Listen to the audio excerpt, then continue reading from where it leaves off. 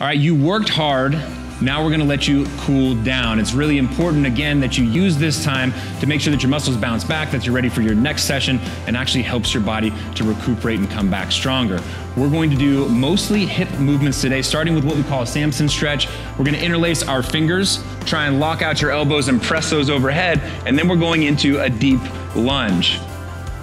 We're only gonna hold this for a couple of seconds. Just make sure, guys, that your knee doesn't pass in front of your toe for this particular movement. I'm trying to get your hips down towards the ground. You guys come up nice and safe, and then we'll switch to the other side.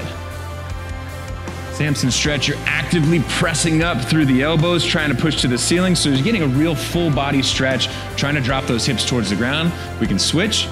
We're gonna do 2 more on each side. So again, you can shake it out in between. We're not in a rush. We've done our work. This is the time for you to cool down, recuperate, and reward yourself for the hard work that you've done. Good job, guys. 1 deep breath and then a switch. Good, and this is the 2nd rep on your left side. We got 1 more. Again, trying to get you guys to push up through the ceiling, trying to get you to drop the hips down. And come on up and switch. Last one each side.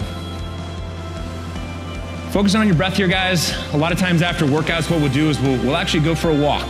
We'll make sure that you keep moving. Don't just lay yourself down on the ground, because that's gonna be bad for your heart. Go ahead and stand up.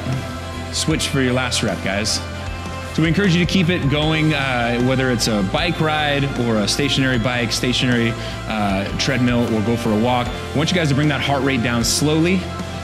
You guys come on up, relax, and shake it out a little bit. Shake it out a little bit, a couple deep breaths.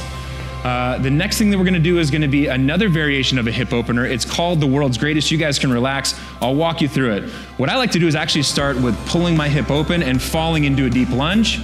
I'll then take the elbow that's on my standing leg and I'll try and drop it as close as I can to the floor. Now, you may not have that hip mobility, so if you gotta have a prop here or something that keeps you elevated, that's fine. What I'm not looking to do is round my back. So chest up, I bring my hip down. The 3rd move is to keep this hand planted, twist up towards the ceiling, and then I'll bring this hand down outside my foot and move into a hamstring stretch by pushing this knee straight. That'll be 1. We're doing 3 on each side, might take us about a minute. So guys, we'll start with the right leg, pull that hip open, down into a deep lunge, inside elbow comes to the ground. Good, spend each time with each one. So maybe I take like a breath at each stage. Good, Wayne, so that standing arm comes down outside. And then you straighten this leg to the best of your ability, try and get that hamstring stretch and come back up. So actually what I want you guys to do, Katie, come on up. I'd like to see you alternating back and forth. So my version of a world's greatest is I'll do my left side, take your time with it, twist, stretch, and then come all the way back to standing. We'll go left, we'll go right again, right again, for a total of 3 on each side. Great job. And again, these are variations based on your body. If you don't have the hamstring flexibility to open up that standing leg, don't do it. Don't do it. Find a variation that works for you. We're trying to open your body back up, trying to make sure that while you guys are nice and warm and your internal core temperature is through the roof, after you've done this hard work and your body's ready for it, trying to maximize your gains by doing this stretching and this mobility. Good job, Wayne. Good, hand comes outside your foot and then you straighten that leg. Nice, come on up. Okay, 2 down, 1 to go, and this one's nice and relaxing. Go ahead and lay down on the ground, guys.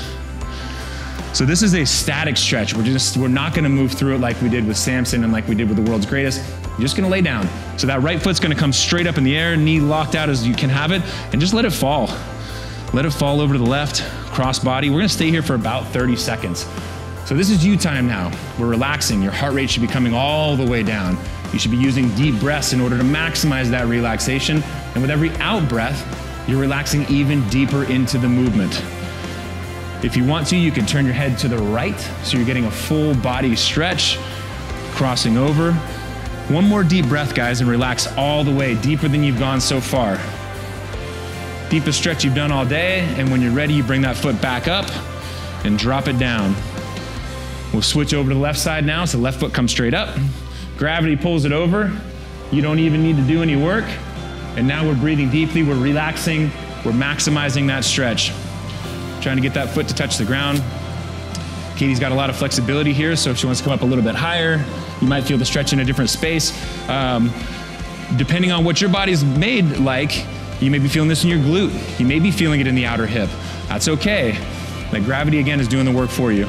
About 5 more seconds, guys. Take another deep breath. Relax deeper into the stretch, deeper than you've gone all day. Bring that foot back up. Lay it down. I'll set a timer. You guys just take a nap. Good work today, guys. Hopefully this cool down helped you guys maximize. We'll see you next time.